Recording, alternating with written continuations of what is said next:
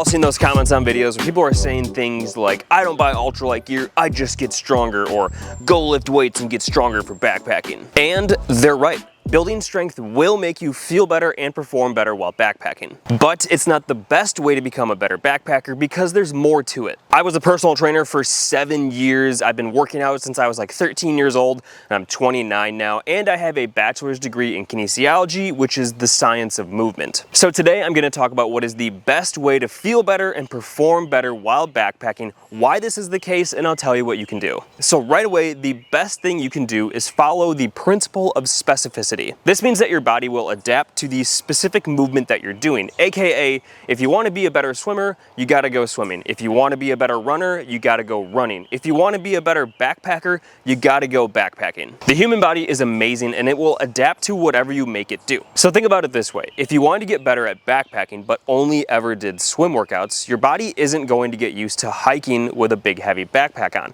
It's only going to adapt in a way that makes you a better swimmer. So to get better at backpacking, you gotta go backpacking. Your body will build muscles that help you hold your backpack on your back. It will develop the small muscles that help you with hiking and being more stable out on the trail. All in all, the more hiking you do, the better at hiking you will become. So when it comes to actually training or preparing for a big backpacking trip, I don't mean just to jump into a big 20-mile hike with a 50-pound backpack on.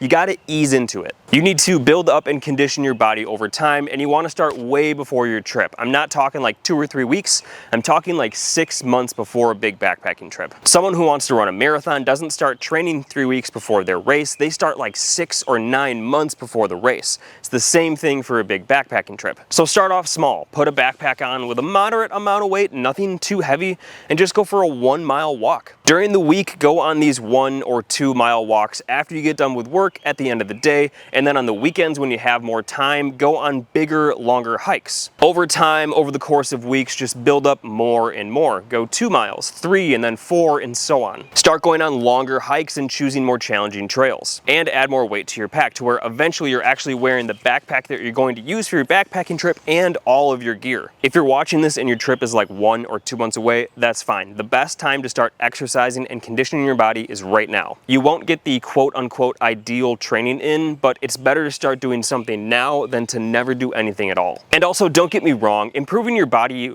cardiovascularly in any way like running or swimming is still definitely going to help you for backpacking. All in all, with this first point, remember to follow the rule of specificity. If you want to be better at hiking, you gotta go hiking and do it consistently every single week. Number 2, exercise and strength training. Here is where we talk about getting stronger. So what you should pair with actually going out and hiking is weight training, going to the gym and lifting weights to build your muscles. Now you don't need to be a bodybuilder and you don't need to be going for the world record deadlift to get the benefits from strength training. The point of this is just to strengthen your body so you can physically carry a heavier load out on the trail. It also really helps with going up steep inclines and down steep declines. It honestly probably helps with the declines more than the inclines, because going downhill with a big heavy backpack on really sucks. We all know that. So what's really cool, if you want to actually know what goes on with your body, kind of like behind the scene, under the skin, that's kind of a weird way to put it.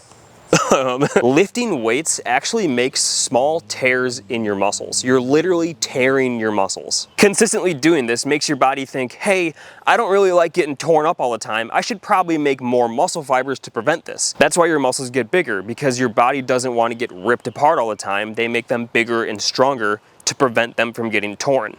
Crazy. So if you don't have much experience lifting weights, here are some of the very basics and a very general idea of where you can start. So as for some exercises that will help you build the muscles that you use for backpacking, you can do squats, lunges, deadlifts, shoulder press, lat pull down, and seated rows.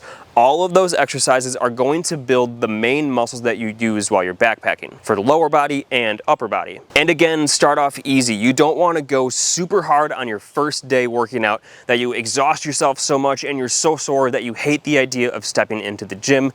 Don't do that. Start off easy and just ease your body into it. If you don't know where to begin, a good place to start is by doing 2 sets of 10 repetitions of each exercise and rest about 60 seconds to 90 seconds between each set. Again, this is very, very general for people who already know how to work out. I know it's very general, just bear with me. This is for new people. Over time, as your body gets used to exercise, you can bump it up to 3 sets of 10 reps of each exercise. You should also be weight training at least 3 days per week. Anything less than that is really to no benefit at all. And same thing like I mentioned before, you want to start weight training like 6 months before a big backpacking trip. And if you are completely lost with your workouts and have no idea where to go, just go talk to one of the trainers at your gym. I can almost guarantee that they will give you at least 1 free personal training session, but just know that they are definitely going to get you to try to buy personal training at the end of that session.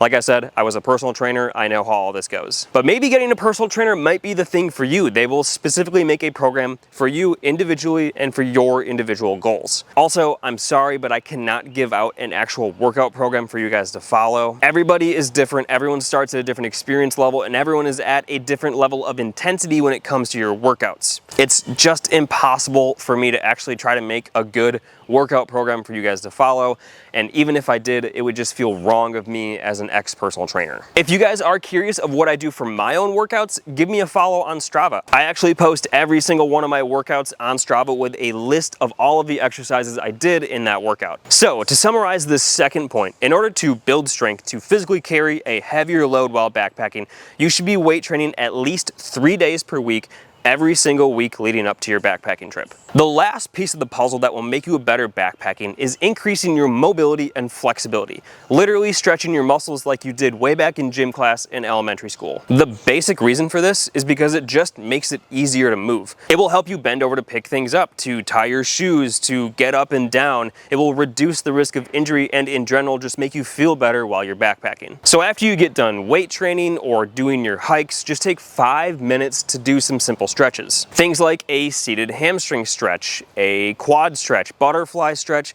hip flexor stretch, calf stretch, just to name a few. For each of these stretches, you want to hold it for 30 seconds. Doing this consistently over time will help you become more mobile and more flexible, and like all these things, will become easier. It will also help alleviate some of the soreness that you get after weight training or after a full day of backpacking. And if you want some more examples of what to do, because I only listed like 5, just doing a simple Google search will give you plenty of ideas. So to summarize this last point, just take a few minutes after each workout to stretch your muscles.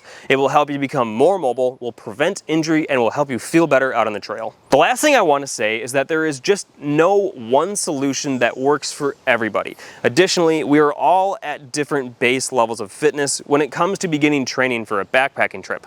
Someone who is sedentary and works at a desk all day is going to need to start off at a much easier pace than someone who already knows how to work out and is consistently working out every single week. So after all of this, what do I mean when I say just get stronger for backpacking is crap? I mean that it's more than just getting stronger for backpacking. It's taking all of these things that I mentioned in this video, putting it together months before a big backpacking trip. And remember, consistency is key. Consistently hiking with a pack on, getting in the gym and strength training, and stretching after your workouts are all the keys to making you perform better while backpacking. So there you have it, everyone. Please, right at the end, there's a train coming by now.